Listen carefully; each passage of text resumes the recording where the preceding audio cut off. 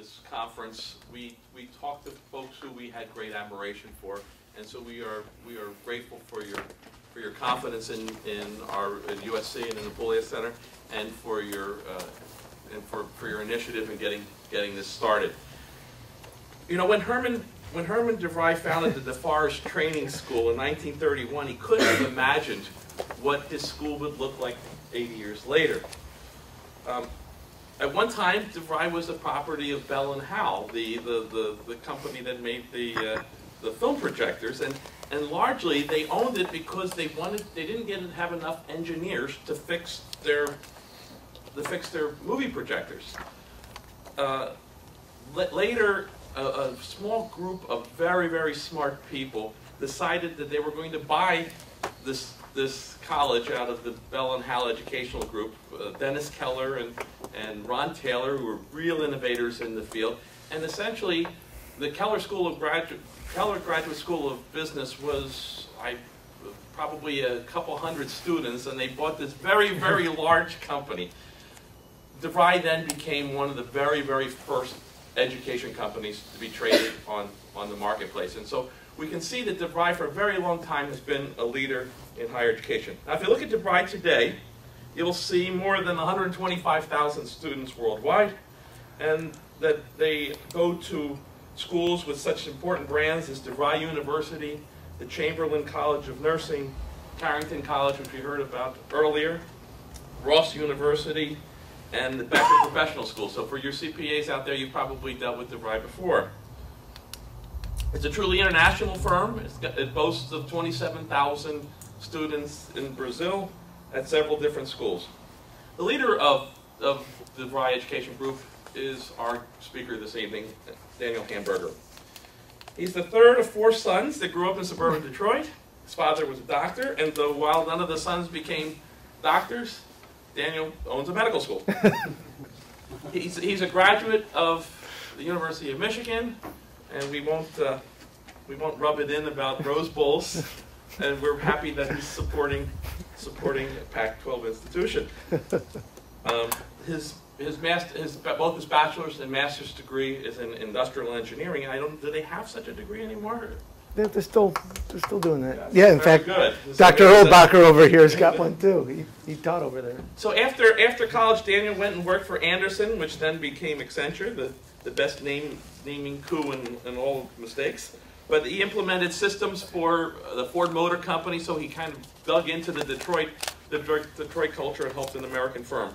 He then headed to Boston, where he completed his MBA at the Harvard Business School. Subsequent to that, he worked with Bain, and you'll tell us about Mr. Bain, the other Bain. The other Bain. yeah. But he worked in both London and Poland with Bain, again in the consulting capacity. Prior to heading to DeVry, he had several senior positions at R.R. Donnelley. He joined DeVry in 2002 as the Vice President of Online, and after 2 years was promoted to Chief Operating Officer. It only took him 2 more years to become CEO. He's been a very courageous and influential spokesperson, not only for DeVry, but for the entire for-profit industry. I hope you've had a chance to see him testify with the Harkin Commission, where I think he did an extraordinary job of explaining the story of for-profit education. He was also in a very important debate on college costs that was held by the University of Virginia's Miller Center of Public Policy, where he teamed up with Richard Levin, who's president of Yale, and it's freely available on PBS. And again, we were very pleased to see your scholarship there. Daniel is a spokesman for education at large, but he's also, as a father of 3 sons, understands the importance of higher education, not only for the nation's economy, but also for the family's economy as well. Still a musician, he understands some of the true joys of life. So I'd like to introduce and be thankful for DeVry Education Group for support of this conference and for your leadership in this space. Ladies and gentlemen, Daniel Hamburger. Boy, well, thank you, Mark. That was quite an over-the-top introduction. I wasn't expecting that. Going back to Dr. Herman DeVry in 1931, who did found the institution back in Chicago. And that was something. So not everything in there was true. So we can sort that out over drinks a little bit later, what was true and what was not true. But thanks to everyone for being here. It really is very exciting to bring this group of smart people together. I know many of you traveled quite far from the East Coast, although it's no great sacrifice to come to to California after the winter we've had in Chicago, Mark, I could tell you that. So look, in my role, I don't do much research personally, but I am fortunate to be exposed to so much interesting work that's coming out from our different DeVry Education Group institutions, and Mark alluded to some of them. One example we're excited about right now is the One Health Center for Zoonosis and Tropical Veterinary Medicine at our Ross University School of Veterinary Medicine. To Mary Ellen's point, not every private sector institution is the same. This is something you won't find at many others. One Health is a growing interdisciplinary area of medicine that's looking at diseases that cross over from animals to humans. So it's a great collaboration between our vet school and our two medical schools who serve the U.S. Population. Also, our nursing school, Chamberlain College of Nursing, has partnered with the National League of Nursing on research in nursing education. So we do try to make a contribution. And of course, we also spend time reading much of the work that you and other education researchers are publishing. So I'm certainly looking forward to a very exciting day and a quarter of conversation here. And my big wish to add to those that have gone before is that we come out with a real agenda, a real research agenda that we can go to work on, and not just have a great conversation. Really looking forward to that too. But like many others have said, we want to make sure we come out with a very, very clear agenda. And we do want to make our data available within DeVry Education Group's institution and others in private sector higher education in the U.S. and abroad. As Mark mentioned, we have it's actually over 30,000 students now in Brazil, including a medical school there as well, law school, nursing, engineering, a lot of engineering. And it's very, very interesting to look at the parallels and the differences in what's going on in the private sector in different countries around the world. Maybe we'll get onto that as the day and a quarter goes on. So there is a critical need for, by the way, we should do a sound check for Ryan. Are you getting what you need? Okay, you're good. There is really a critical need for objective research on private sector higher education. Why? Well, for one reason, about 1 in 10 college students in America attend a private sector college or university, or a PSCU, and that's the term that we're using here, because PSCUs also awarded over 430,000 certificates, about 425,000 degrees in 2012. So that's 44% and 11%, respectively, of all certificates and degrees awarded in 2012. We need to get beyond the political hyperbole, I guess that was the heat part, and produce the kind of research, so that's the light part. We need to do that to give policymakers the tools and metrics to make informed judgments about higher education, and for many, many other reasons. So Harold Shapiro recently retired as the board chair of DeVry Education Group, and many of you probably know him or have worked with him over the years. He was president of the University of Michigan and president of Princeton as well. And one thing that he's always said is what's shown here. One of the strengths of the American system of higher education is its diversity of choice. And he always adds to that, saying that public sector, private sector, independent universities, community colleges, they all serve different niches in higher education. And there is a real strength in this variety. And many other countries around the world don't have this. Well, let's take a look at that. Today, about 70% of college students in the United States go to public sector or state-run institutions like the University of Michigan. About 18% are the independents, members of NICU, the National Association of Independent Colleges and Universities, like Princeton or USC. And then about 12% at private sector colleges and universities PSCUs like at DeVry University or many, many others. So the United States is going to need all these institutions in order to meet our workforce's needs, because an educated workforce is clearly critical to our economic success as well. If the U.S. is going to compete globally, we will need a better educated workforce. And the issue is, as things stand, we're behind other countries, and actually it's getting worse. This is some OEC data that you may have seen.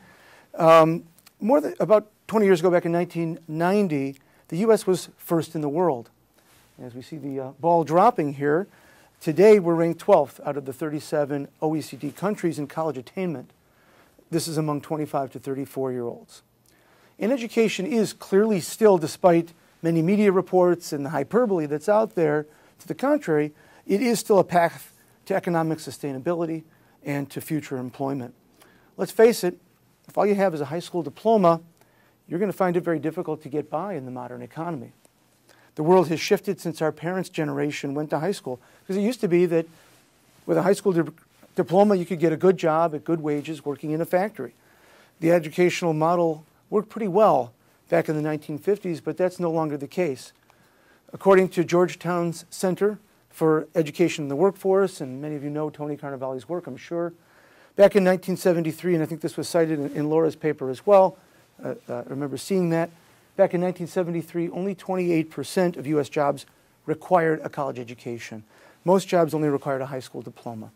By 2008, that number had increased to 59%. So today, most good jobs do require a college education.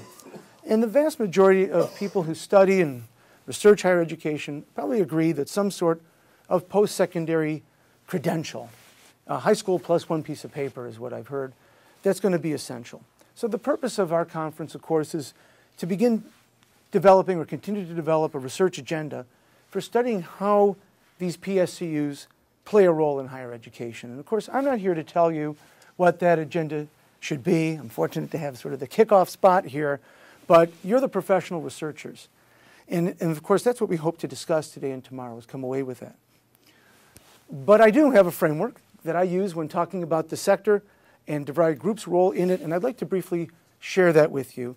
It centers around three areas: capacity, quality, and access.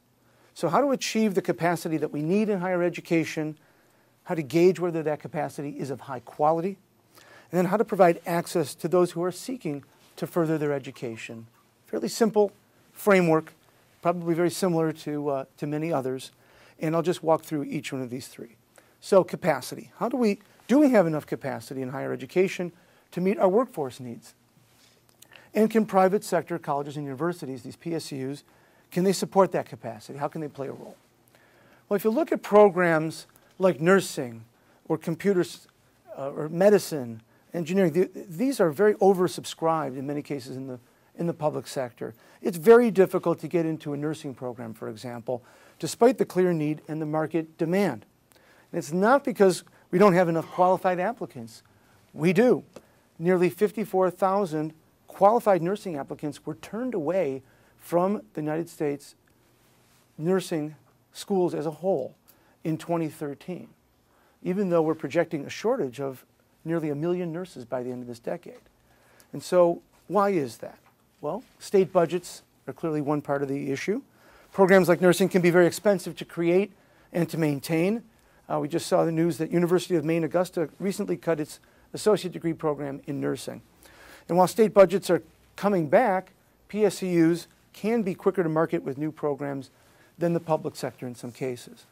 There's evidence that PSCUs are providing capacity and doing so at a lower cost to taxpayer. So Kevin in his work had noted some studies by Mark Schneider and by Jorge here that speak to this issue. I've used some data from Sonicon I want to show. That's coming up in this chart. So when you add up the various costs to taxpayers, there's basically 4 chunks of costs. Adding up the state taxpayer subsidies, which are shown here in the red. This is coming out in red. Then the cost of federal student grants, that next blue block. Then add up the cost of student loan defaults, which is the yellow piece here. And then also the taxes paid by private sector institutions, which is the green part that only applies in this sector. Then what we find is, according to the Sonicon study, is that public sector schools like University of Michigan cost taxpayers about $15,500 per student. Independent schools like Princeton cost about $7,100 per student, and the private sector schools about $2,400 per student, about 1/6 the cost of the public sector. So this is important because we're going to need to increase capacity at lower cost, and as this data shows, the private sector may be able to do that. Private sector colleges and universities are often more efficient in some ways. There was a McKinsey study called Winning by Degrees that you may have seen, and it looked at how the U.S. can reach our college attainment goals without increasing public funding. So the report cited one of our institutions, DeVry University, as being one of the most productive in the institutions that they cited. And in particular, they cited DeVry University as being highly effective at reducing non-productive credits or excess credits. The students sometimes move around and take non-productive credits. And they also cited the institution as being efficient in the delivery of non-core services like HR or IT, financial aid, and enrollment. So here's a piece out of that study. Cost per student FTE for non-core services, such as dining facilities, dorms, or athletics, at a competitive institution with competitive bachelor's degree institution in the study averaged about $2,400, and at DeVry University, it was $86. So this is an important factor in keeping costs down and having funds to reinvest in student outcomes and in teaching. So these are non-core services in the spend there. So from a research perspective, answering questions around the most efficient way to increase educational capacity would potentially help policymakers determine how to meet the needs of students and employers for high-demand programs. And so that's the capacity part of the framework. Now, the second area that we'd like to focus on is quality, because adding capacity and increasing access is only valuable if that capacity of high quality. DeVry Education Group, as Mark mentioned, is a global education provider, over 120,000 students and 14,000 colleagues all over the world. We've grown since Herman DeVry's days. We've grown over the years, and we are interested in growing further, but not growth for growth's sake. Our operating philosophy is quality leads to growth. As we provide quality programs with strong outcomes, our reputation and enrollments will follow. And that's the philosophy that we live by, and people who invest in us understand that. So while capacity and access are important, quality has to be the foundation. Now, as most of you are aware, measuring quality in higher education has been a challenge that many have tried to tackle, and it is difficult. But we have to somehow define success in higher education. There's several outcomes that can help to answer this question, and we've worked with many groups on this, including the Gates Foundation, Jorge's Nexus Foundation, and several others. And every time we look at this, we debate and we say, what are the metrics of quality and what are the categories? And it always seems to come back to 4 areas. Are students, number one, learning? Are they graduating? Are they gaining employment in their field of study or achieving other educational objectives, like maybe going on to grad school? And then number 4, are they repaying their loans? These tend to be the 4 categories in which the metrics tend to fall. So I want to go a little deeper into each one of these 4. One example of quality learning outcomes is pass rates on board exams in programs that are subject, or fields that are subject to licensure. Everybody has to take the same exam, regardless public sector, private sector, independent, and so it gives at least one fair benchmark. The USMLE is an example, United States Medical Licensure Exam. At our medical schools, American University of the Caribbean School of Medicine and Ross University School of Medicine, we track these USMLE pass rates very closely, and each of these schools has a 96% USMLE Step 1 first-time pass rate, which is exactly the same as the U.S. average overall. So other examples like this would be the NCLEX exam in nursing, the CPA exam for accountants, and so forth. Second one, are they graduating? A seemingly easy question rendered nearly incomprehensible at times by iPads. First time, full time is not always helpful in measuring graduation rates, especially at PSCUs and community colleges, institutions with high levels of transfer students. So we need to include all students. And graduation rates should also be apples to apples comparisons, or as they say in Brazil, oranges to oranges. They actually say that. I found that very cute when I went to Brazil the first time. So apples to apples comparison. Comparing Princeton to DeVry University may not be that helpful. They have different missions, vastly different student demographics. Compare DeVry University to Chicago State or Northeastern Illinois University, and then look at that data along an expected range of outcomes. And this is something we're increasingly excited about, getting to this holy grail of comparing expected outcomes. Many of you are probably aware of the work of Robert Kelchin at Seton Hall and Douglas Harris at Tulane, which looks at a variety of different data to determine an institution's graduation rate above or below a predicted level or an expected level. So depending, for example, on the number of Pell recipients or student demographics and other data, they've developed an expected level of performance relative to other comparable institutions. And this is an area that I hope we can get onto over the course of the next day. This isn't just about accountability, it's also about best practices. If an institution is at the high end of the range, it's to everyone's benefit to know why that is. Isolate what successfuls do and try to replicate it. And isolate what unsuccessful schools are doing and try to fix it. Okay, so that's graduation. The third outcome to measure, or the third area, is our graduates achieving their educational outcomes objective, whether that's going on to a higher degree or getting a job in their field of study. We find it a little ironic that the Education Department's so-called gainful employment rule doesn't actually measure employment. It uses loan repayment and other things as a proxy, but we've actually tracked actual employment. And we've done so for decades, before it was cool, so to speak. And we posted and have published it for decades. Now we post it on our website on the career services portion, and you can take a look at that. At DeVry University, for example, in 2012, 92% of graduates actively seeking employment had careers in their field within 6 months of graduation, at an average annual compensation of about $45,000. So if you want to see the details of this methodology, how we do it, how it's reviewed by third parties, you can go to the website or talk to Tom Babel. So Tom is here. Once again, raise your hand there, Tom, so we know who you are.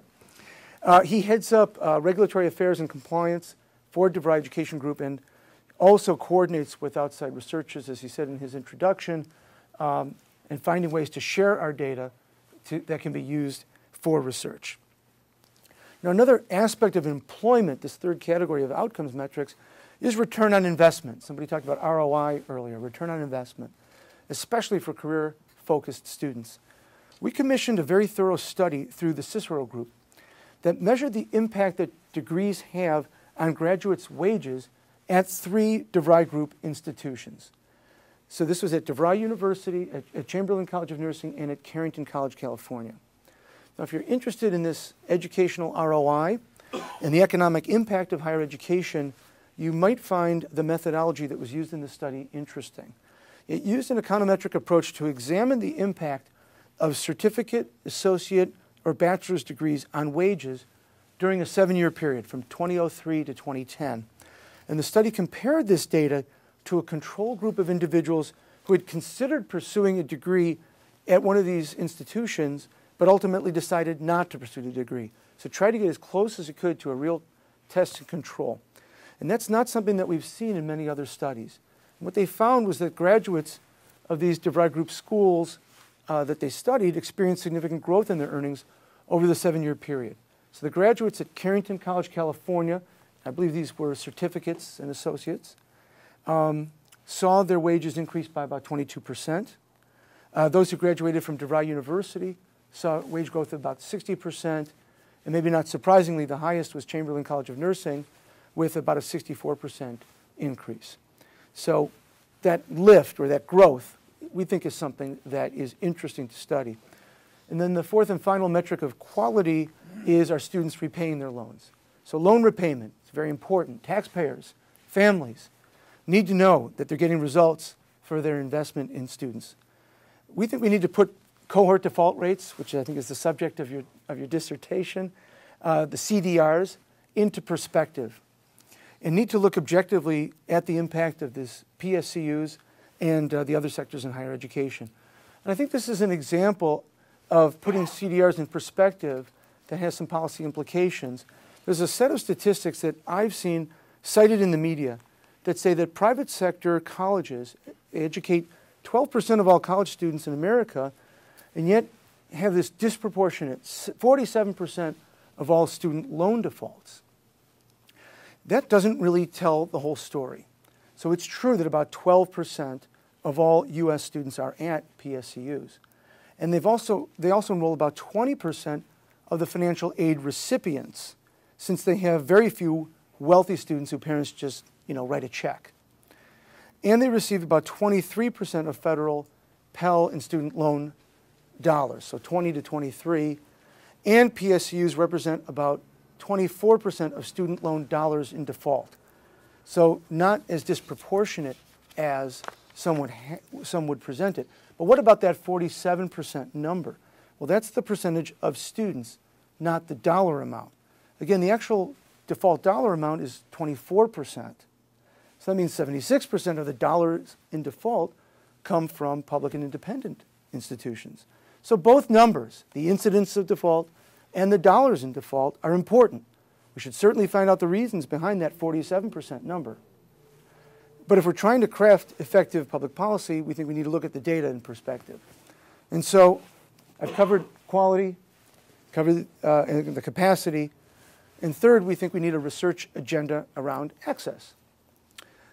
PSCUs have become a large part of the higher education picture and one of the most critical providers in educating non-traditional students. We all know that today about 85% of all students in higher education in the United States are so-called non-traditional. Some people are starting to call them new traditionals, because how can they be non-traditional if it's 85%? And these are people like working moms, first in the family to go to college, minorities. How do we reach these students? How do we reach these students, which is an interesting area of research? How do you market to? How do you reach non-traditional students? And I believe, once again, Kevin brought this up in his paper that we read in the pre-read. If you want to increase access, you have to get the word out to a whole range of people. Sometimes PSCUs are criticized for marketing too much or too aggressively. Question is, compared to what? All colleges and universities use marketing, and they use the most effective means possible to reach their future students. Ivy League and research institutions market differently from PSCUs and community colleges. For example, large public and independent institutions spend considerable resources, much of it subsidized by state and federal taxpayers, on athletics. And that's marketing. Just ask any school that's made it to the Final Four, like George Mason University. Alan Merton, the president emeritus of George Mason, is on our board. And I can tell you, he saw applications there surge when they made the Final Four, which was quite unexpected for George Mason, which had been a commuter school for a long time, and they really sort of transformed their reputation by making it to the Final Four. Now, for the most part, the PSCUs are not enrolling 18-year-old recent high school grads. They're reaching out to older students who might be working full-time, might be married, might have kids. And so it's hard to reach those students through a high school guidance counselor or counting on word of mouth. It takes a different approach. So what's the most effective way to reach these non-traditional students is an area that we might want to take a look at. Today, it certainly includes a wide variety of techniques: media, broad-based media, digital, social media, direct outreach to the community. And since some PSCUs are national, they market nationally, which is something that regional institutions may not do. Of course, if they have that Division I basketball or football program, then in reality, they do have a national marketing program. We've seen independents in public sector colleges like Southern New Hampshire, University of Maryland, trying to reach that same non-traditional demographic at a national scale. And they've followed the PSCU's digital marketing approach. These are some online ads. In fact, they've hired marketing people from the private sector. And clearly, it's an example of how others do see this as an effective way to reach non-traditional students. So it would be interesting to see what researchers find. What's actually marketing? How do you define that? And what's the best way to reach non-traditionals? Are PSCUs providing solutions to the access need in new and interesting ways? Is it appropriate? In the case of DeVry Group institutions, we're having some success, not just in reaching non-traditionals in innovative ways, but in driving successful outcomes in the access agenda. In the last 5 years, DeVry Group institutions have granted over 16,000 certificates and degrees to Hispanic and African males, over 23,000 bachelor's degrees to community college transfers, and over 40,000 associate and bachelor's degrees to Pell Grant recipients. Those are examples of pretty significant access. But in order to reach non-traditionals and achieve that access, PSCUs and public and independent colleges need to be innovative in how they communicate. And so let me wrap up and then just open this up to comments and questions. And Mark, I'm not sure if you want me to moderate that or you want to do that. As we consider the research agenda, I offer this framework of capacity, quality, and access as areas to study in relation to PSCUs and higher education. Again, really greatly appreciate everybody for taking the time to be here, and I'm looking forward to a lively conversation. So happy to take any questions that you have. I'd love to hear suggestions or criticisms or critiques of the framework that I've offered, and we'll just throw it open to a wide-ranging discussion. Thank you. Does anybody have any questions for Daniel on the framework? Sure. Do you have examples where you go beyond test scores and going back to the quality of learning? I'm not naysaying test scores, but there are other areas, and we have a lot of people that test very well for entry into a profession and don't know how to behave in the workplace and lose their job. So are you looking at other kinds of assessments across your institution? Oh, sure, absolutely. Looking at growth in learning and comprehension, use the major field tests, and somebody was talking about other metrics of learning. We're always taking a look at different metrics. Many of them are, there's some form of assessment or exam involved, but not necessarily a professional licensure exam. So increasingly, yeah, we're looking at those kinds of metrics. All right. Daniel, we are currently considering, and I can hardly see David, right? We're currently considering a proposal by David's group to do a study of the collegiate learning assessment and to do a study with a number of the PSCUs. And the cost is somewhere around $400,000 to $500,000. The cost for the quote that we received from you Not folks. And the focus. Talk about for-profit. The cost per test is $35 a student. Right, but to do this study, Right. that's what it would cost us. We need to do a number of things, obviously. And I'm wondering just how interested, for instance, yourself, Wally, and perhaps others, how interested you would be in let's say, joining up from a financial perspective to make it possible, because it's a little over our head, and the cost. And secondly, to participate in it, because this is, I remember years ago I asked Larry and Bill and Give whether they could get some information from USC in order to do a comparative study, and it was a lot more difficult to get information. Well, our provost at the time was a killer. So, yeah, we'd be very interested in taking a look at it. I don't know if we already have. Tom, is there something you want to add? So let me, I'm not real well versed in all the exams, but the CLA tests more on critical thinking skills and stuff, right, than more of the quantitative stuff. And so, maybe kind of as a broader question, just following up on that, is that when you tend to think of PSCUs and their role towards preparing students for gainful employment, you think of them in developing more of the quantitative skills and not necessarily the critical skills, that you see the CLA more present in liberal arts type colleges, like an assessment, right? So the CLA Plus has been redeveloped for this year, and it does now include quantitative reasoning as a section. I mean, the big change is it also now is individual level. So as in the past, it required an institution to sample across the institution, and in the past, it wasn't available with remote proctoring. So starting this year, we are working with private sector universities. We've worked with Grand Canyon, we're working with Rasmussen.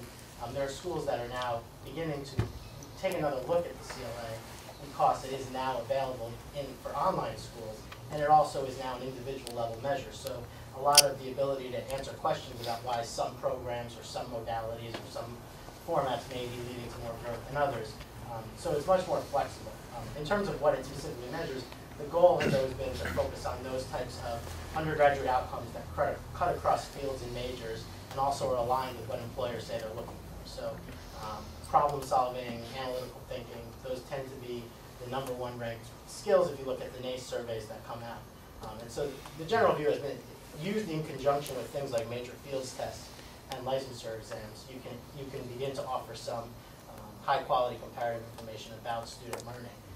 And the fact that it now can be used with remote proctoring makes it possible to work with schools that in the past have approached us about working. We just didn't have the ability to do that. Is it not also the case that you've grounded it on the Common Core? So actually CIE is developing large portions of the Common Core for the tests, the Pearsons and the folks that got the big contracts. And so the actual nature of the assessment items are aligned with the Common Core in terms of using performance tests, and also the skills that are measured are aligned with the Common Core. You know, I want to address the question from Daniel's notion of quality to my friends in the traditional sector, because I'm glad you're here.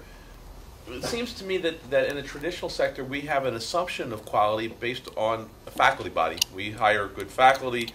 We assume that the faculty are well trained in their area. They have the imprimatur of the folks who hired them. Is there anything else that the traditional schools are doing beyond kind of this assumption of quality because we have good faculty? Is there anything that you're doing to monitor the quality that Daniel talked about? I think Mary Ellen could probably talk well about this, but having had just gone through the accreditation process again for our program at our universities, I think the continual assessment of, the big push on learning outcomes now, how are you assessing them, how do you really know students are meeting whatever goals you set up for students to learn. I feel like we spend a lot of time thinking about, what should students know, and then how do we know that the students know that in our courses and across the entire program. I'm at a CSU where half of our faculty, I think at least, are part-timers and adjuncts. So we don't have, I think, as much as like probably USC on sort of like tenure track faculty. So we likely depend a lot more on, these more concrete metrics of can we actually see that the students are learning somehow. So that's probably our big way of understanding if students are learning. And your tenured faculty buy into that? Oh yeah, we spend a lot of, probably varies depending on who and by program and department, but in the programs I'm in, I feel like we spend a lot of time on that. If I can say a word about that, I don't know which way to face here. What we expect as an accrediting body, and I think all accrediting bodies do expect this, is that to the extent there are institutional level learning goals, that whatever students studying, those goals will be measured at the institution, and that the faculty really will be assessing the extent to which students actually meet those goals. What we're doing at WASC is asking that the core collegiate skills be measured no matter what an institution, no matter what a student is studying, and that oral competency, written competency, quality of reasoning, critical thinking, and information literacy, that all students somehow be measured in that, and the institution can actually report on how well they're doing across all majors. What we're also doing is asking for the meaning, quality, and integrity of the degree. What does it mean to have a degree from your institution? That should be expressed in terms of outcomes. One of the challenges in that regard is that, and a question I have for the for-profit sector is coming up in just a minute. One of the challenges we have in that regard is that we allow a great deal of autonomy to institutions to do that. institutions are different. We respect the diversity of mission and type. And so we tell institutions that we want them to tell their own story, provide evidence for how their specific goals are being met, however they want to do that. The challenge comes when you try to look across institutions then to see how institutions are doing when what they're reporting is going to be different per institution. So one of the things that I'm interested in the PSCU sector is my impression has been that there is more standardization of learning goals. That the curricula are built so that the learning goals are much more standard across institutions. And so my question is then, if that is the case, are the measures being taken in such a way that there's a greater richness in information evidence available as to the extent to which those learning goals are being met? And if that is the case, what can institutions in other sectors learn from that? Okay. I'd like to take a stab at that and make sure that I'm tracking with where you're really going, because it's not so much across institutions, but maybe across campuses within an institution. Is that okay? Right. So if you have a multi-site institution like DeVry University, which does have campuses, 90 campuses across the country, or Chamberlain College of Nursing, which has 13 campuses across the country, yes, there is a consistency or a standardization even of curriculum. And that's something, there's a balance on that is a forever kind of struggle to get that balance right. We're just literally talking about that today as I was coming in here. It is important for our students and for the employers of our students to know that, I'll take DeVry University as an example, that the outcome or the learning outcomes, the skills that a graduate of DeVry University in computer information systems has is consistent. We have national employers, Intel, Hewlett-Packard, Motorola, who are hiring graduates from around the country. They want to know that a degree is a degree. It doesn't matter if it came from DeVry University in Southern California or DeVry University in Chicago or New York. So there is a value in that consistency. And at the same time, you want to let the experience of our faculty shine through. We don't have teaching assistants. We only have professors. And one of the points of distinction or differentiation or value that we like to think that we offer is the real world experience of our faculty. Most of the faculty have worked in industry at some point in their careers. And so you want to let them bring that uniqueness and that customization into the classroom and talk about, here's how I did it when I was at Motorola or whatever. And so finding that balance is really, I think, where that comes in. I think we do a reasonably good job of that, but it's an area for continuous improvement, and the accreditors do take a look at that. So if you could talk a little bit more about how you brought faculty along to really do that assessment in a way that you're going to get some standard measures across campuses.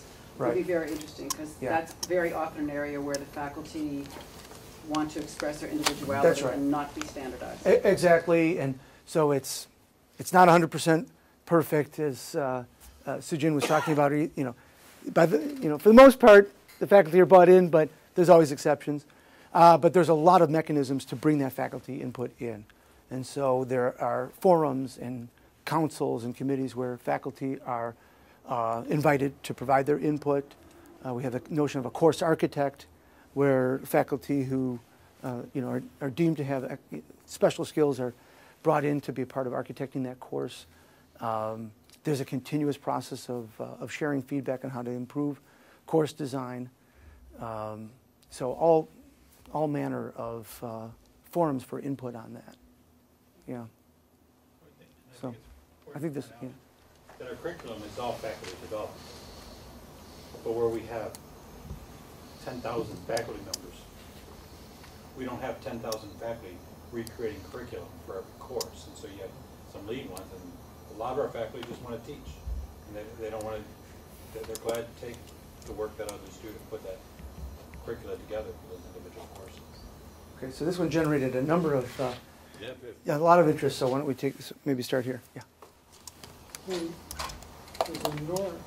hear what you're saying about accreditation. I mean, you lived through dozens of accreditations at many different institutions. Congratulations, buddy. Yeah. Still alive. Each and every one of them. Faculty don't know what they don't know. You will never find a conversation in any university I've ever been to about what is critical thinking and how do we decide whether what you think is critical thinking is what I think.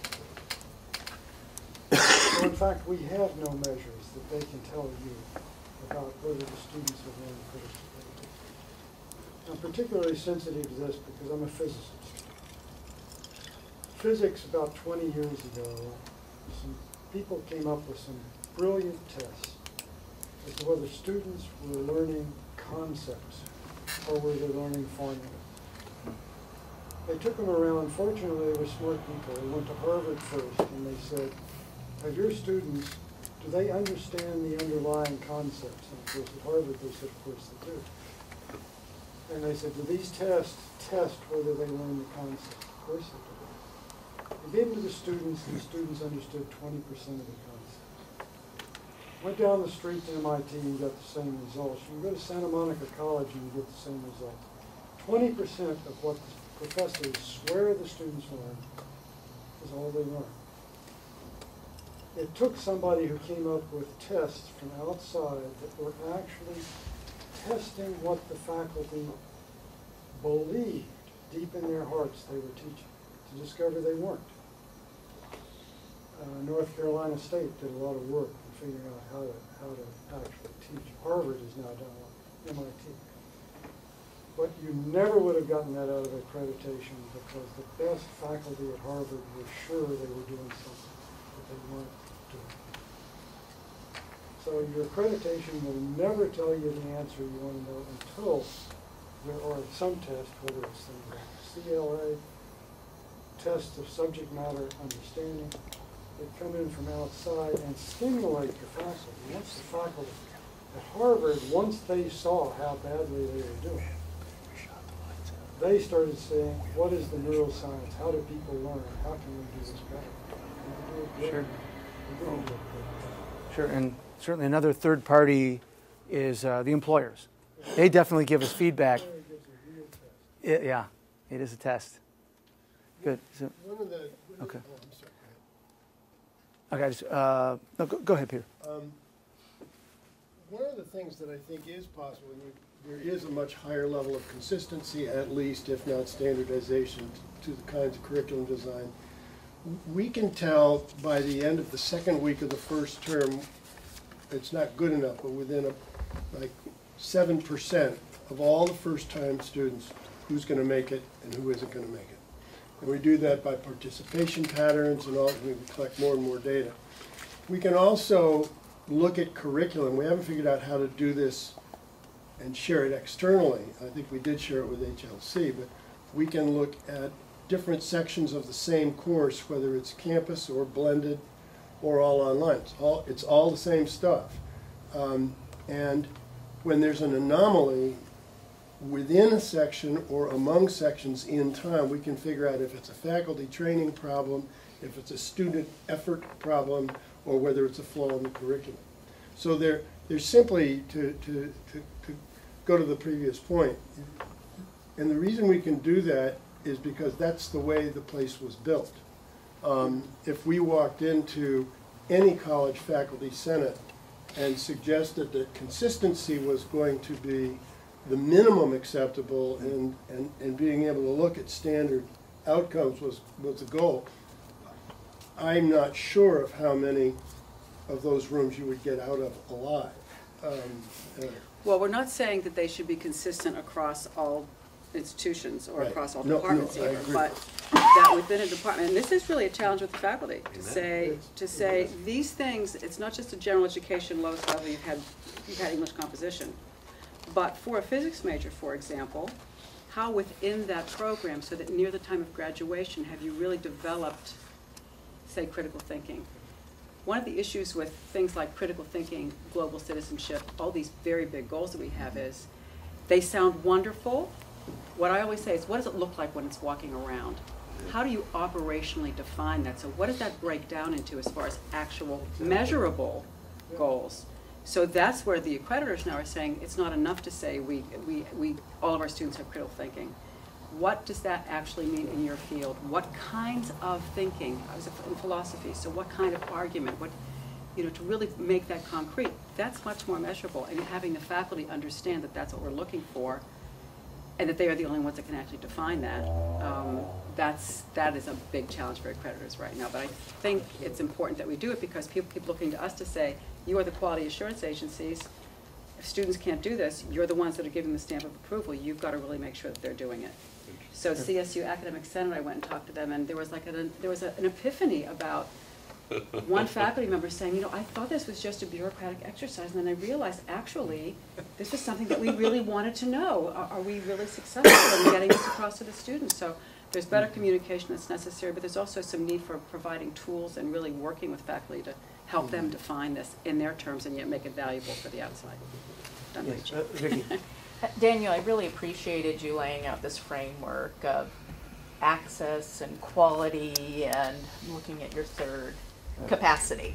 And because it starts to get at the concern that I have, there are ways to game the system. If you're not looking, and it doesn't matter what sector you're involved in or represent, unless you have kind of the pieces identified to ensure that we truly are committed to access, that we truly are committed to quality and capacity. The question I have is that as you defined each of those metrics, it really had more to do from a potential student perspective. So when you talk about pass rates and licensure, if I'm a student that wants to go in a particular field, that's critically important. When you talked about access, the number of degrees and certificates awarded and so forth, one of the big challenges, I think, is when we start getting into competing priorities for accountability, for quality. And even on the quality piece, I heard 3 or 4 different approaches or takes on quality. Is it the faculty side, kind of the quality of the content? So I'm wondering, is that something we could potentially wrestle with over the next, what do you call it, a day and a quarter? I'm so impressed by that, so much precision. But I'm just wondering, I think that is one of the biggest challenges we face in public policy. What is the system designed to do? And that will drive then what the appropriate metrics are and methodology. Well, and I think you hit a great point, because I think the U.S. higher education system wasn't designed. It fell together, and we do the best we can, but it wasn't an intentional system from the beginning. Sure. Good. Yes, Dan. I'm a fellow Dan with 3 children. I have a question about how you choose to represent the sectors. And one small part of that would be, you can choose an institution, you have such a range to choose from, but you chose Michigan, Princeton, DeVry. Now, there's no typical institution, of course, for any sector. Each sector is much too diverse for that. But if we choose one, even for purposes of a talk, I think it leads to a certain kind of thinking. And certainly, if you take a Princeton or a University of Michigan, and just to take one example of a question asked about institutions being quality, being known by their faculty, that's clearly true for Michigan and Princeton. And it's clearly not true for the great majority of institutions in either the nonprofit or the public sector. The other part of my reflection on how you represent sectors is you're obviously using what, for most of us from the outside, not from within the for-profit sector, would regard as unconventional terms for the sector. Public, yeah, people say public. We can quarrel with any label. We could say state-assisted. Obviously, the publics are decreasingly public, but nonetheless, we'll leave that one alone. I think there's already been some discussion about whether the for-profit sector should be described as the tax-paying sector. It seems to me that when you say tax-paying sector, there are a few immediate liabilities. The main one for me is that it seems too darn defensive. It's like we're going to put forward this strong point that we have. Other institutions aren't paying taxes that we are. That seems to me to be defensive. Yeah. Another thing is, it takes a characteristic, a very important characteristic, but a characteristic of the sector, but it's not really a nomenclature for the sector. And related to that, I would also see a liability in that, as far as I know, child care centers, hospitals, old age homes don't refer to themselves as, or aren't usually referred to, as the tax-paying sector of their industry. Right. They're for-profits, and I do think that quite a few of the questions that are before us here have their parallels in other industries outside higher education. So I think to the extent possible, the closest parallels, similarities, and labels could have a value. Sure. And then finally, you call the nonprofits independents. And I think that sort of buys into their mythology. They're not independent. No sector is independent. And so I think, again, if you look at other industries outside of education, they're not going to generally refer to their nonprofits as independents. And I'm a little sensitive on that issue because in so much of the world, private institutions had trouble calling themselves a nonprofit because the nonprofit idea isn't well understood. So the Chinese wouldn't use nonprofit because they didn't want to go close to private. They say minbang. Exactly. There are lots of ways to allude. It seems to me that the most straightforward approach, with all the weaknesses that could be there, is to use for-profit, nonprofit, and public. Yeah. So, yeah, the tax-paying thing. I don't know where that came from. Actually, I saw that. Yeah, maybe from you guys. Yeah, it came from you guys. We don't use that. So. Yeah, it came from you. Well, came from me. Came from Mark. Okay, so Mark's owning that one. We don't use that. We don't advocate that. So, and I use the public sector, private sector, independent. Independent is the label. They're members of NICU, National Association of Independent Colleges and Universities. We had a giant debate on this. Jorge, remember? I remember you were at the same conference. Maybe it was your conference, actually. This is like 4, 5, 6 years ago. And a lot of debate on that. But globally speaking, the private sector is better understood. Kind of like you were just saying, this notion of for-profit, nonprofit is, so when we were trying to take a global perspective, and the private sector, public sector is sort of better understood. And so that's the label that we, at DeVry Education Group, that's what I think the sector generally has argued for, actually changed the name of the association to Association of Private Sector Colleges and Universities. So it seems to work. None of these are perfect. I agree with you as well on that. But we would say private sector, public sector, and independent. The Princeton and Michigan thing was just playing off where Harold Shapiro was at Princeton, he was at Michigan, he was at DeVry. It was kind of just a cute thing. It was not. That's as far as that one goes. So yeah. Just a small point on that. Yeah. You use the term private for the for-profits. But most of us would understand private as covering the for-profits and the non-profits. Yeah. And that seems to me to be somewhat unduly alienating the for-profit sector from this. I mean, we can talk about private sectors and public sectors and say the private sector has two parts.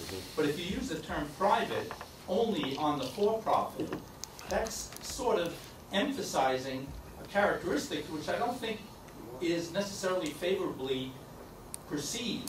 So why not lay the private term on the entirety of the non-public?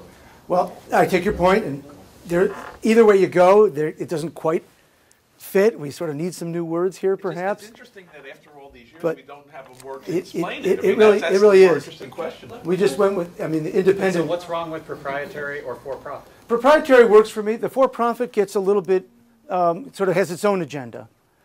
From people who want to carry an agenda that says, well, profit is bad, profit has no place, it's confusing. I can't name them by name, but I don't know. And you also, yes, and just to finish the thought. That a lot of the for-profit colleges are trying to create the impression that there are a whole lot of people that just hate profit and are Marxists and whatever else. But the difference between a for-profit institution and a non-profit institution is that if you can spend less money, you can keep it along with all of the shareholders.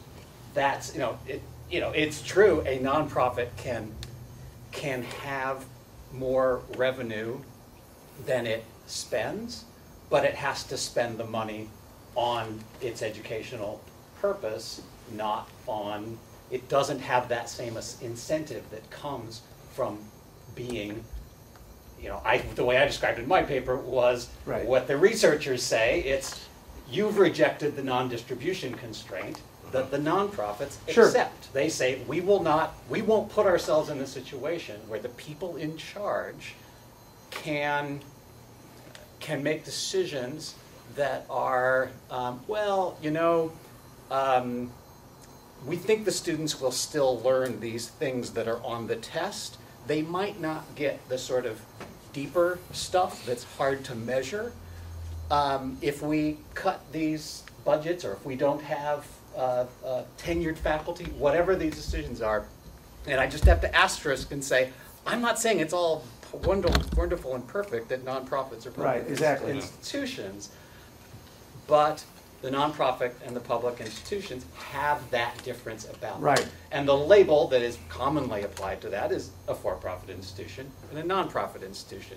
We could use the non-distribution constraint, we could use whatever else. But I agree with the, if you say the words private college, people assume you mean a nonprofit.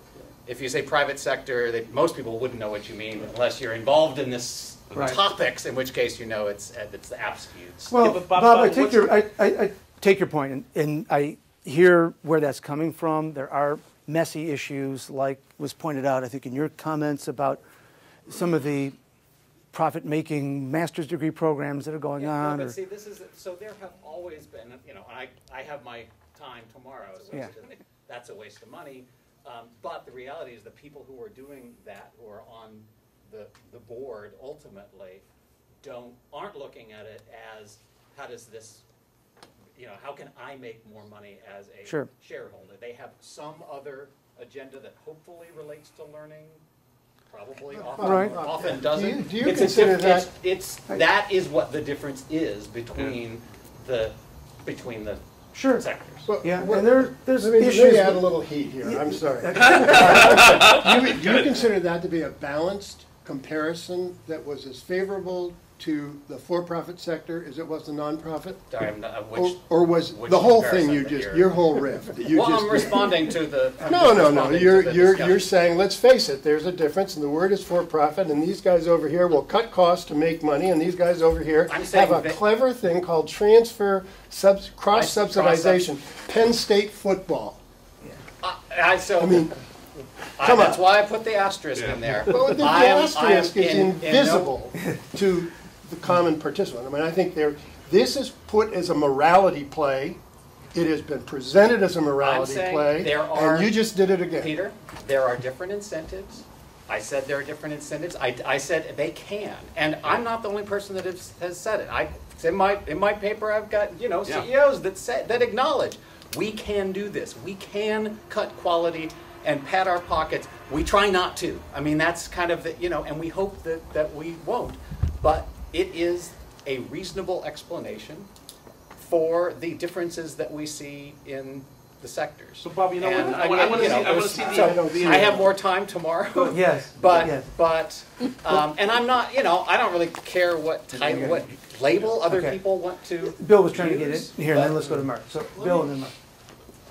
The thing that I didn't hear in your presentation, and I'm just curious why, is whatever the title to be named later, whatever they are, you put them all together. And in our sector, the traditional sector, we would never do that. We would not say 92% of our students, meaning kids who go to adults who go to community college, traditional kids who go to UC Berkeley, and kids who go to Cal State LA are all the same. Now, I'm just curious if you think there's a need for that within whatever we're going to call this sector, or not. I would think that you would want that. Because the separation, you mean? Because when you say, and again, I have no passion play here, but your numbers went back and forth between the sector and then very specific, 92% of our students in this program got a job. Right. And if we, it just varies. It varies with the kind of students that a particular program has versus, and some of them are fly-by-night institutions and some of them are Right. not. So I would think that would be a big need or desire on your behalf. We do. I mean, we do try to separate ourselves sometimes where, you know, we do think we have quality programs and aren't really trying to associate. On the other hand, there's times where there are things being directed at the entire, I'll call it private sector, and you have to sort of, so it's a balance, and there's a schizophrenia there, I guess, to your point, that admittedly is there. So most of the time we just talk about what our institutions do, and Our institutions meaning DeVry? DeVry Education Group institutions, yeah.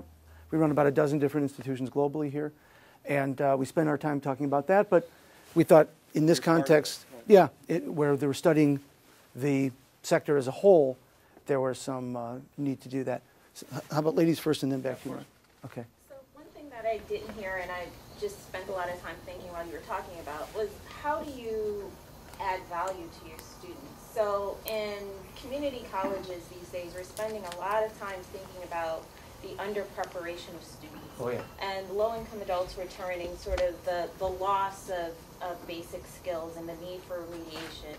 And I would think that that's an area that you deal with as well. Yes. But you didn't mention that as either, and sort of to Bill's point, in lumping things together and talking about these monolithic wholes, you sort of lose that. So how do you think about that in DeVry's role? So in terms of helping assist students who are less prepared, underprepared for, yes.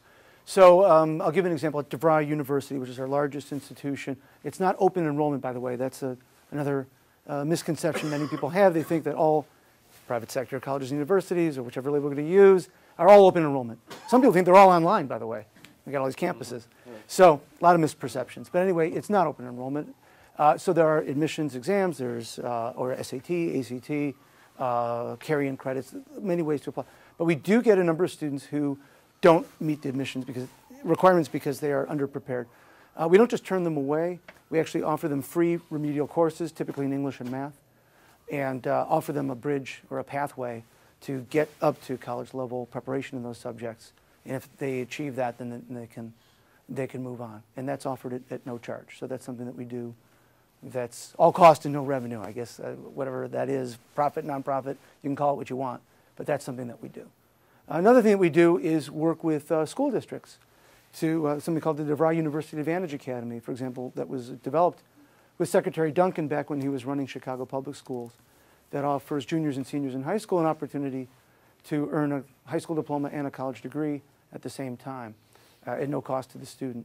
We offer free college courses to high school students nationwide in something called Passport to College. So there's a number of ways that we try to reach out to students who may be a little bit less prepared to, you know, and it's enlightened self-interest. I mean, maybe going back to what might be in your head, yeah, it sounds like a community thing, but it's, you know, it's good for you too. Sure, absolutely. It's like most organizations, whether they're philanthropic or whatever, you're always doing things that are good for society and also trying to pursue the objective that you have. But, you know, the kind of programs that we go out into high schools to talk about careers in science, technology, engineering, and math. There's one program that is totally oriented to young women to encourage them to go into STEM fields. You know, less than 1% of the students that we talk to are ever coming to DeVry University. That's fine. You know, it's just part of our outreach to the community. And so, yes, does it have I suppose, a publicity or a branding impact? Sure. Hard to quantify that, hard to measure, but it's just part of what we think is the right thing to do to make a contribution, you know, along the lines that you're suggesting. So I think Mark and then Jorge. You know, I've been thinking about this nomenclature question because it's an interesting one, and I'm thinking about kind of the other areas that you talked about in your paper, Bob, about when I'm driving my kid to the emergency room, I'm not thinking about, is this a for-profit emergency room, or is this, it's just not in my, it's not in my head. And so I'm trying to understand what's the importance of the distinction if I know when I get to the emergency room, there's going to be some reasonable quality, my insurance company is going to pay for it because there's someone looking at that quality that's not me and knows more about it than I do. So I'm trying to understand, like, why is there a distinction if I'm going to get an outcome at the end of it? And I'm not exactly sure. I mean, why after all these years of for-profit colleges, we've had for-profit colleges for almost 100 years. More. Why don't we? 1600s. Why don't we have better language? I mean, if I can build on that, I mean, and it's sort of a question for Daniel. I mean, the interesting thing about for-profits and nonprofits in hospitals is that for-profit hospitals actually lean in the direction of actually serving the rich more than the poor. And so it's kind of the opposite situation, and that's true internationally, I think, too. And I'm not sure, I don't quite know why, but one of the issues I raised in my paper is the concern that by kind of owning disadvantaged students as this is who we serve, it contributes to the sense that, you know, it's the question of, well, are you serving them or preying on them? That's always the sort of, and how would you and how can you tell? And the benefit of serving people who have means is they have more capacity to kind of judge the service. And for some reason in the hospital realm, you actually have more of that, and in the college realm, less. I don't know if you have an explanation for why is that. Well, I think it's interesting. I saw an interesting statistic I can share with you that nonprofit hospitals make more money than for-profits. Very interesting. But on average, the nonprofit hospitals are more profitable than the for-profit hospitals. So that's something to take a look at as well. But your concern is a valid one. How do you know that this proprietary institution, whether it's in healthcare, I mean, first the question just why aren't the proprietary colleges? Why don't they have more diversity of socioeconomic backgrounds like we have in for-profit medical? Well, we do. We do. It's not as common. It's not as widespread. But Chamberlain College of Nursing, which is part of our system, has many students of higher economic means. But you don't have a Princeton. We don't have a Princeton. I think it's competitive, though, right? I mean, it's very competitive. You have almost 7,000 institutions in the United States. So if you're going to choose a client base, you're going to choose a client base that hasn't been taken care of someplace else. I mean, if they're getting taken care of USC or Cal State, then why would I? I mean, for-profit hospitals, people were getting health care, and even, you know, and some of them were ones that converted and everything else. So I don't think the unserved explanation really makes sense. There's plenty of whether it's, you know, parents or adults or whatever else, and employers who have the resources to help somebody pay for a college education, and they are not choosing the for-profit sector as much as they're choosing other sectors. And in general, that's true. I don't know, and just wondering if anybody, I mean, and this is a research, maybe this is one of the research questions, is why is this? Why is this? Because this is not there's no evidence that like you said, that high-income people are opposed in principle to profit-making institutions. In fact, the research on nonprofits suggests that those are the people who actually shouldn't care as much because they probably have more capability of judging you know, they can tell this hospital is going to be a good hospital for me. I don't care whether it's for profit or not. But higher education is a system of stratification. Exactly. That's what happens. Well, but why is it leaned so far this way in the for-profits and it's a good question. You know, Harvard, way in the as I understand it, Harvard started as a proprietary institution. To this day, it's got a $36 billion endowment. So again, we can get back to this definition of profit or nonprofit. But I mean, most of those institutions have decades, centuries of legacy and of brand building. Not most of them, a few of them. Sure. I mean, Harvard, yes. Well, the ones serving the top of the pyramid. You're asking why aren't the ones? Why aren't the students? Of the students. Fine. So take the top 10%. So why aren't the? So you're asking why aren't the 1%ers of the world going to proprietary colleges? No. I'm asking why. You know, you take Cal State East Bay or something, and there's a variety of backgrounds of students that you have there. You know, I'm not saying the Harvards and Princetons. Okay. I'm saying more the nonprofit sector, the public tier, sector. Third tier state so you school. can take a piece of it, you can take the whole sector, I'm not. Okay. It's just different. And So Dave's got some data on this. Yeah, a couple of points. I think this is an awesome topic for research in terms of what is the role of the profit motive in higher education, which I think is terrific. And I think for me, as somebody who works in and around both sectors, but also lives in Berkeley, California, I think the what street? You have to believe that the for-profits can be more nimble and meet a societal and economic need that the nonprofits will not without the profit motive.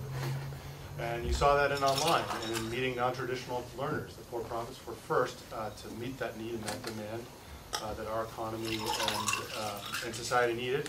And I would argue that serving lower income demographics has also been an area of greater nimbleness. Now it's enabled by student debt, and that needs to be regulated because that is supported by taxpayers. But I think the role of the profit motive is an important one for research to understand because, again, you have to believe that there is a reason for that to exist in higher education around creating greater nimbleness and driving forward in a way that would not otherwise occur. And in the specific case of access for different demographies in the country, for example, hospitals, higher demographics, people go to the for-profit hospitals because in general they are providing greater levels of service that they appreciate. And those for-profits with the profit motive created those services because they saw an opportunity to get paid back for making those investments. And community colleges, which were subject to state budgets during the most recent recession, had to hold seats steady and in many cases decrease seats while increasing price, while the for-profits were able to hold price and make the ongoing investments that they were able to need as people in the economy needed to get retrained for different jobs. And so that nimbleness, and I would argue actually better ability to invest for the future at times when cash is tight, is a role, I believe, for a profit motive in education that's worth examining. Right. Let's, Jorge, I think was trying to get in and we'll come over here. First, just a historical note. That the person, Dan, to your point, the person who came up with private was in fact the former head of the Higher Learning Commission. He's the one that suggested That's right. at this It was conference Crow. that we should that the sector should call itself private, as opposed to anything else. So anyway, that's just a historical note. But I'd like to go back and hopefully bring everybody back to Bill Turney's point, because that's the important point. And that is, in any research agenda that we think about, who should be included? That is, who are the players that should be included? All of the research that we do makes clear that we're focused on degree granting institutions, whether they're associate level or bachelor's level. We haven't gotten into credentials, that's institutions that only grant credentials, mainly because we need really solid data, and we're not going to have that kind of data until the census, which will be bringing it to us sometime soon, until the census begins to ask that question in a specific way. So we are going to be able to speak about certificates later on, but we can't do that now. And so my question to everybody is, okay, in the light of all these questions that everybody has about what we should be studying, who should be included? I mean, I would vote for excluding institutions that are not degree granting. But what do others think? Because I agree with you, well, completely. This is mixing apples and dogs and cats and oranges and pomelos. Do you know what percent is of that? Well, I mean, when you look at absolutely, I would exclude the majority. You would exclude most of their credentialing capacity, which is in the certificate level. I'm not sure how you would. Yeah, you're eliminating such a huge part of the sector. Because we don't have, quite frankly, because we don't have the data. Well, this is something that we have. Between them, but not to say that. Diversity in the sector. You can have one group non-degree granting, you have another group degree granting. Even within institutions, you have institutions that are awarding degrees that are awarding a whole bunch of certificates as well. I mean, so I don't think that you can split things up so easily. You could do it sort of like Carnegie has it, sort of measures that like lean in one direction versus the other. Because you have the same problem community colleges that now grant bachelor's degrees, and they're not suddenly being called four-year colleges because it's not dominant. Which is one, I mean, one of the problems with iPads is that it categorizes institutions based on the highest level degree they award. Right. So you have these four-year institutions that most of what they do are less than 4-year credentials because they have a couple of degrees. I mean, I think, the vision of what we actually count, and I think understanding the diversity of the sector is something that's actually quite important. But Kevin, I'd like to go back to what I believe is at the heart of your question, Bill, is that these are fundamentally different kinds of institutions. I don't put you know, a lot of let's say even what would be high-end manufacturing training, which can be very sophisticated.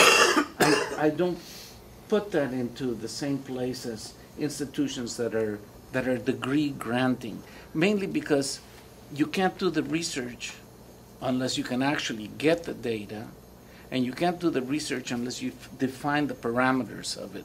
And you know, you can make your argument, that's fine. It's just that I think from the perspective of what I think we're doing here, we need to define what those parameters are and not just assume that it's everything that's for profit falls into this. I mean, if I might, I think this is one of the issues that you really need to address. The representatives of the for-profit industry here are, in large measure, are your publicly traded, large, degree-granting, graduate-degree-producing institution. You're a small slice of the pie. Yeah. But it's most of the students. Yeah, it's the most. But it's most of the students. But it's most of the students at a few institutions. We've got, I mean, this is the case we say, I mean, you've got so many of the institutions are much smaller and do different sorts of things that have very different kinds of agendas.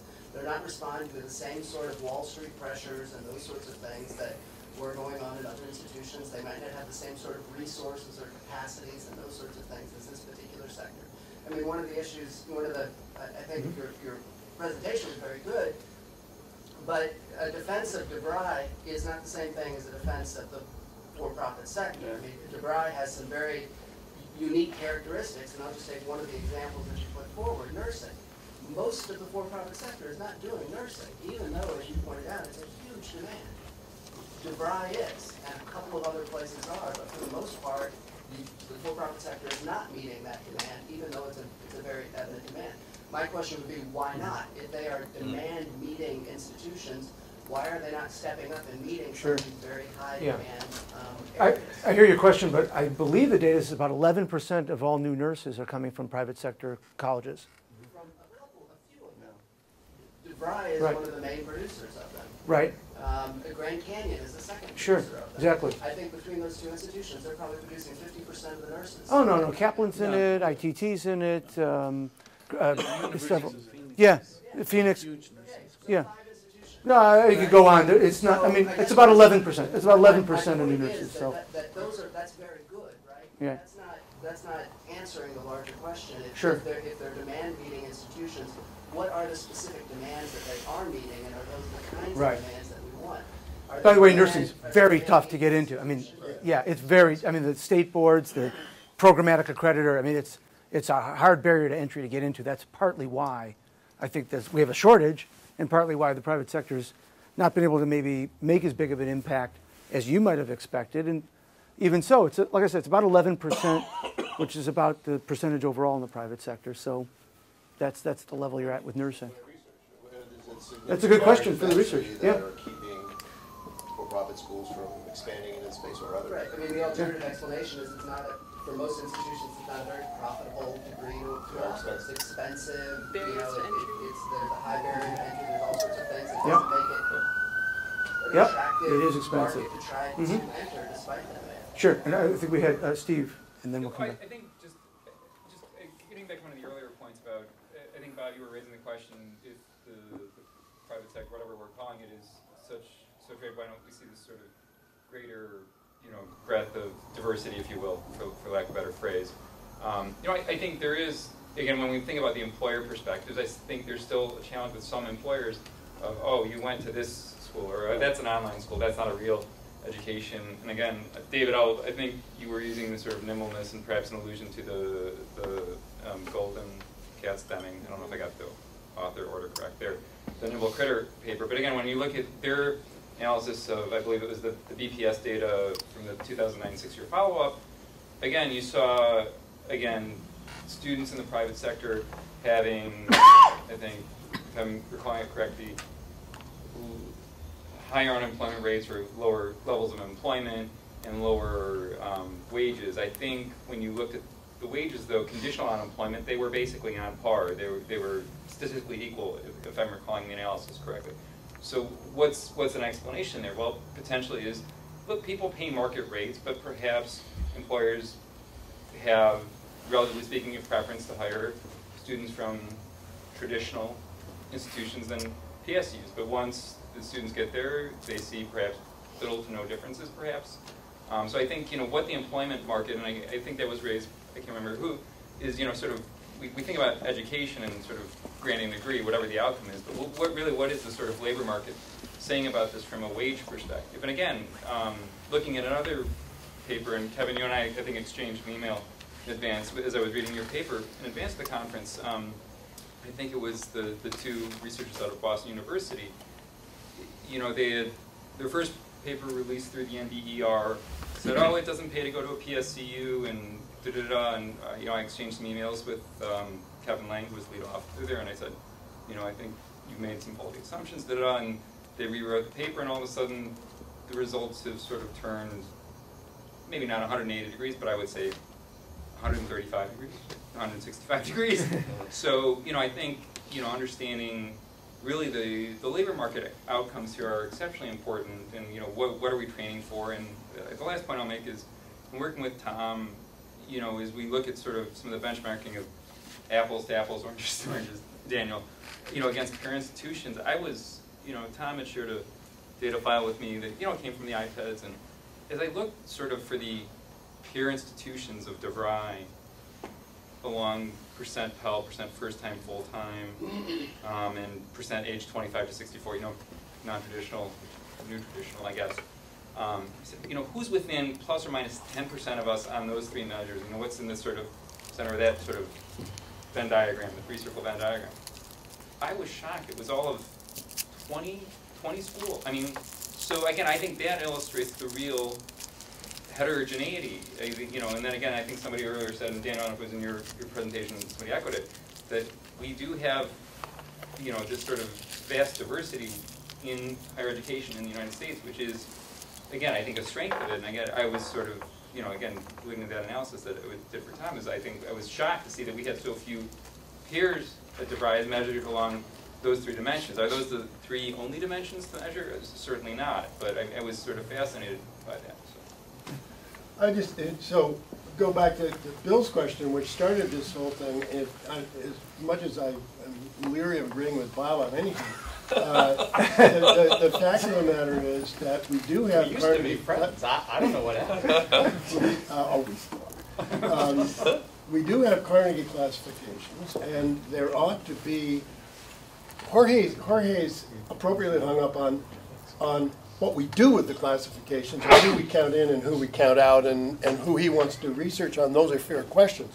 But there is the imbalance between having a sector over here and all these nuanced distinctions of probably 7 types of institutions, maybe more matrix in the traditional sector.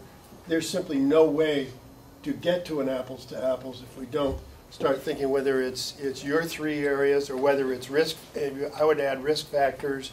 I would add any number of other ways to cohort institutions.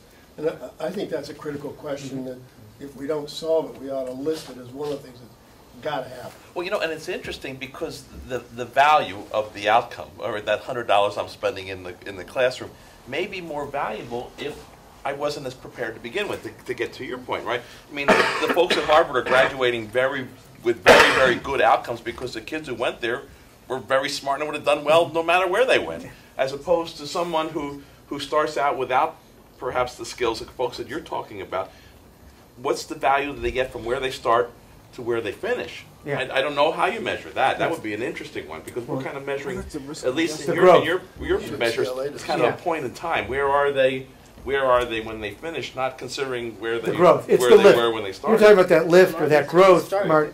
Where are they when they come in and they measure? Right. I think that's You're talking about what is the value? That's what CLA does. Yeah. So Mark, that's I would refer you back to what I cited that we did with the Cicero group that showed the lift in earnings or the lift in wages, and compared to a pretty tight control group. We think that's pretty interesting. We'd like to see people build on. That's not the only way to measure lift. It could be lift in learning outcomes, lift in economic outcomes. But we think that's a ripe area for research with a tight control group. Yeah. That's an area that we worked with Western governors, and they've been pretty effective in using the measures of student learning growth and comparing themselves to other institutions. So like pre-test, post-test. Right, but then also controlling for the characteristics of the students. And if you look at their results on student success, they do extremely well. When you look at where are students entering, where are they exiting, and how does that growth compare to schools that have similar characteristics of students. Are they real or are they gaming them? Like we heard about gaming, and you could probably game it. Is it real pre and post, or? I mean, we have no evidence of them gaming it. I mean, we work with the registrar's office to do random sampling, or we at least analyze the characteristics of the student groups and compare them to their general student body. But that leads into a question that I wanted to bring up was, I thought your licensure data is very powerful. And I had an interesting experience here in LA, visiting with friends who are in physical therapy fields.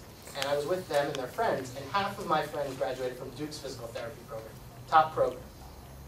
Of their colleagues, the other half went to proprietary physical therapy programs, University of St. Augustine, which is a laureate program, all working side by side at the same types of positions. So my question is, how much of the challenge facing the sector is in fields that don't have these clear outcome measures, where it's about, do you have the skills to do the job, and it's not about essentially hiring based on pedigree and status. And how much of the whole challenge with gainful employment and other sorts of metrics is it about not having ways of clearly demonstrating that the students have what they need to do the jobs, because that's what employers are looking for. Yeah. It's an excellent question. We think about that a lot, and we definitely want to chat with you about. It would be great if every program has some sort of objective outcomes measure, like nursing has, or medical school, and so forth. It would it would shed a lot of light on this. Would provide some, at least to be seen, objective measure of quality, or of these people are prepared for gainful employment. Look, they passed this licensure exam. Clearly, they must be prepared. So we've been looking for that holy grail in business programs or in computer science and so forth. And would love to see those kinds of assessments emerge. It goes back to the choice issue, that the idea that this sector is around to provide students with choice. I think the danger is, for those fields that there aren't the clear metrics, eventually what could happen is they just do away with the idea of a liberal arts degree from a proprietary institution will just go away. And then suddenly students won't have that choice. Right. And so I think it's really important to create the opportunity to maintain choice in fields and not just go to the point where you're just mapping the labor market to the degrees you're going to offer. And that if the student wants to study recognize psychology that's or market, not only in the for-profit sector. I mean, that's true in the public sector as well. But in terms of the way the regulation is coming down, I think there's a heightened sensitivity to the idea that if they can't show the going from the degree to the labor market clearly and showing clear evidence of success, that they may just shift degrees. I think having clear metrics of outcomes is a middle ground that allows you to maintain some. But we do track the employment outcomes extremely carefully and have done for decades and have really good methodologies that we've shared because it is possible to track that and track where are the graduates and how much are they making and what was the lift on that and so forth. And that's really important too, because you have programs, computer science, network systems. There is no license to be a network systems engineer, but if Cisco's hiring dozens of them every year at 45 grand, that's a pretty good indication that they're gainfully employed, I think. So, by the way, liberal arts degrees are exempt from gainful employment. Yeah, and there's not much. What about undergraduate business? No, liberal arts though are specifically exempt. Oh, okay. You mentioned liberal arts, and that's an anomaly. There's a few liberal arts in the private sector, but not much. Yeah. I thought I said yes. I had a question about marketing. I thought that piece was really interesting, and I'm thinking about, anytime you market something, you obviously might be capturing a demand that exists, but you might be creating demand at the same time too. So do you have a sense of what is happening as you're marketing? Do you think that matters? And I feel like, you know, for something like Pepsi, you know, if you create more demand, you know, it's fine. But in higher ed, that has real problems when maybe people don't get jobs, or, you know, if Lumina says that we need so many more college graduates and the graduates that you are producing aren't filtering into those jobs, you know, what's going on? So I guess like the capture and creating piece, like Sure. I wonder if you have some insights on that. Yeah, I think there are students who are, you know, 5th generation, 10th generation, family went to college. You don't need to market much to that. That kid's going to college, right? They're growing up their whole life. You're going to college. That's how I was. You're going to college. Not only was you going to college, you're going to Michigan. Okay, you can go to any college you want as long as it's Michigan. It was literally like Henry Ford, you know, with the Model T. You can buy any color you want as long as it's. So, yeah, I mean, it was absolutely. And by the way, 4 boys, all Michigan, mother, father, cousin, everyone. There's one kid who went to Michigan State. Yeah. But as a cousin. So look, you don't need to market much. But that's again, in the pyramid, that's up here. 1%, 10%, pick your number. Over here, students need more information. They don't, we're talking about students who are growing up, no one in their family has ever gone to college. They're not even thinking of themselves. In fact, I've heard many times, because I do little focus groups around a table like this, with students. I remember one student just really stuck with me last year. She said, all my friends are telling me, why are you going to college? What a dumb move. So they're actually getting a negative sale, a negative marketing, being told by their friends and family, their support system, don't go to college. Why would you do that? Look at the unemployment. This is like last year at the peak of unemployment. And she had incredible strength to persevere through that and persist. And so yes, for students, I think who are in that kind of a circumstance, if it's creating demand, I don't know if it's creating demand, but if it's bringing to the surface an opportunity to go and get college education, I think that's exactly what Lumina is saying we need. We need more college-educated people in the country. And I think that's all the academic data would say, that the better educated the society is, the more benefit it has to society. So I think that's an important role that all colleges and universities, whether community college or public sector, private sector, independent, whatever you want to call them, we all have a role to play in providing more education about education to students who need an education. Yes? In a very old computer that I have at home, and I don't know if I can get to work again, I have a whole set of slides that are from an earlier period showing how every place the University of Phoenix went and began to advertise, the number of students that went to the local institutions increased dramatically. So that as people were saying, oh, but you're taking away market share if you want. In the local area, it was the direct opposite. Why? Because of the advertisement. All of a sudden, people were being caused to think about going to college, and that didn't necessarily mean that they were going to go to a proprietary college, but thinking about college, period. And in area after area, region after region, the number of students went up. I have the same big data. Yeah, absolutely. In a more, I hope, in a we better computer than mine. We see it too. The more they advertise, we get more. Yeah. We get more inquiries as well. So Pepsi advertises and you buy Coke? Right. Starbucks, when they go anywhere, everybody drinks more coffee. Yeah, it's true. It's true. It's true. So I think that's interesting. Yes, Bob. I'm wondering, since I think David maybe you mentioned, maybe because in this sector, whatever we call it, we're very nimble. So a couple of areas that I'm very concerned or interested in now is competency-based education. And if we truly are that nimble, are we going to start seeing this part of the sector move towards competency-based education? Yeah. Second area that I'm interested in is also just the advent of the MOOCs. And someone I think mentioned it earlier, with the master's degree and where do we think we're seeing master's degree. Could it be in the future that a master's degree is not going to be valuable enough if we're using, if we or students are using that towards jobs, and if that same student who has an undergraduate degree can go off and take, something from Udacity or, edX and get that credential, get that badge, if you will, from one of those institutions that they can, show to a potential employer, hey, I know how to do these 5 skills that we're looking for. So I'm wondering if you think, that this is an industry, and how do you think we're going to wrap our heads around MOOCs and Sure, things like that. and competency-based, so kind of two things, but really, we don't think, we think these are great, innovative modalities, but actually not that new. What we've done at DeVry University, for example, has always been about hands-on, experiential, you know this from your early days, kind of learning in small class sizes with professors from industry. It was all about teaching competencies. It was all about learn by doing. So Roger Shank's methodologies and all of that really have been sort of intuited at institutions like DeVry University. I'm only not saying it's better than somebody else. And so competency-based, and we're working on rolling out some competency-based education programs as well.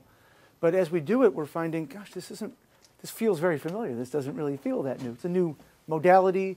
It's different because the seat time is different as opposed to a fixed semester. Just as soon as you master the material, you can move on to the next one. That's all new.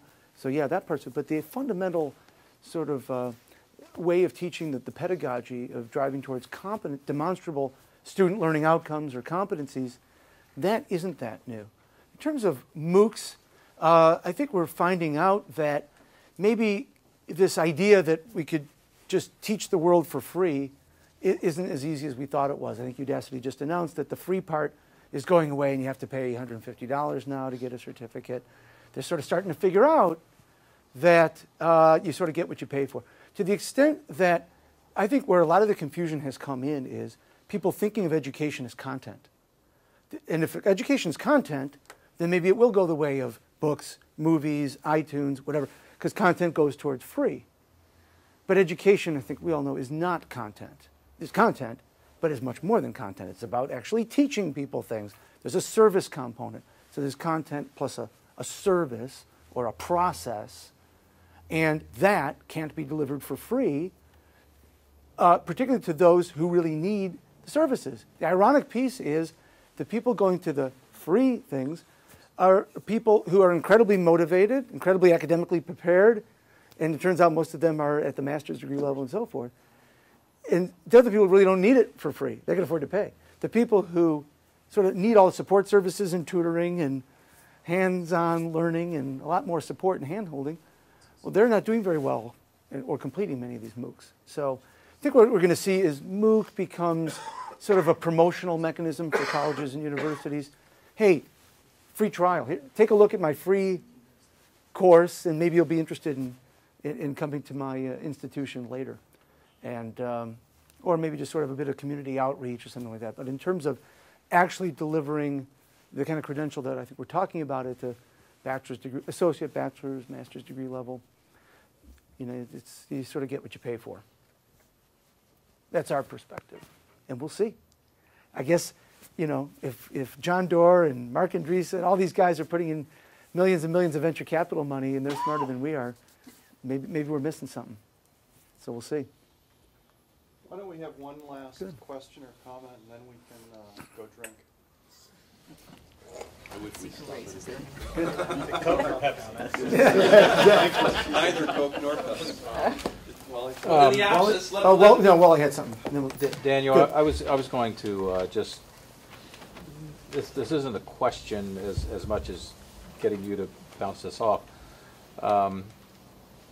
When you're tuition dependent, as all the institutions in our sector, from the ones that aren't degree granting to those that are degree granting and those that are regionally accredited, which in my opinion is another distinction between degree granting that we can always disagree with. Mm-hmm. I think there's a tremendous amount of internal research on effective teaching and learning that we could share, and in some cases we have shared. For example, in online, you can find a lot of papers that are jointly written with authors at for-profits and authors at nonprofits, and the most recent Quality Matters book that came out. I think 7 of the 16 chapters were authored by members of for-profit institutions, all about online. So, right. Do you agree that at least that's an area where perhaps the state-of-the-art technology that might have something to do with software algorithm or routine might not be something somebody wants to talk about today, but certainly for the most part, processes and procedures that we've developed to assist with scale and consistency, as you started out with, are fairly widespread. Yeah, I do think that research into pedagogy, how to teach, the best practices of teaching and learning span across sectors. And there's I know we've talked a little bit about incentives and things like that. There's every incentive to find that next better way to teach, next better way to learn. Because if the students are successful and they persist and graduate and are employed and paying back their loans, the whole thing works. And so there's a lot of great innovation in teaching and learning that's happening across sectors. And you're right, I think the private sector has made a good contribution there, which maybe isn't always recognized. And I think that innovative nature in the embracing of technology, some of the pedagogy is technology with a small t. It's just a better way to engage with students that may not involve computers and things like that. But some of it really is computers, patient simulation, our use of that, I know in our medical schools and nursing school, is really top-notch, and we're contributing to the literature on that. As just one example, is definitely a role that we can play, and that's probably something we need to do a better job of elevating up to the surface in ways that you suggested. Okay. Good, thank you. Thank you. Thanks. By way of appreciation, the next time this looks dangerous. The next time you go to the big house, right. We hope that. Oh my gosh, this is great. Well, hold on. We gotta make this official.